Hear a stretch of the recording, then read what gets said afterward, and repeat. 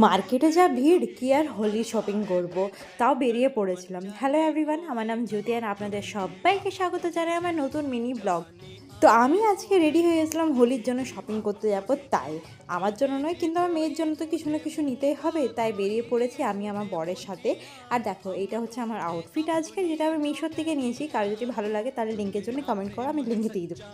মার্কেটে চারোদিকে রঙই কি সুন্দর, লাল নীল ইয়েলো, কি ভালো না লাগছে। যদি আবার ছোটো হয়ে যেতাম তাহলে সবগুলোই কিনে নিয়ে যেতাম। যখন ছোট ছিলাম তখন হয়তো এত টাকা ছিল না প্যারেন্টসের কাছে, তাই মনের মতন জিনিসগুলো পাইনি। কিন্তু এখন একদম মন থেকে চাই যে আমার মেয়েকে সব কিছুই আমি দিতে পারি। তাই আমি আর আমার মেয়ের বাবা চলে এসেছিলাম মেয়ের জন্য কিছু কেনাকাটা করার জন্য।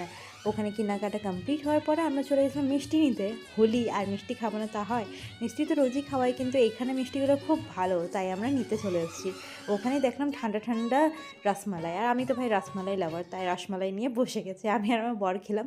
আর তারপর ঘরে এসে ঘরের অবস্থা যে ছিল সব ঠিকঠাক করার পরে আবার সেই একই রুটিন। দেখা হচ্ছে নেক্সট ব্লগে। ভালো লাগলে অবশ্যই চ্যানেলটা সাবস্ক্রাইব করবেন।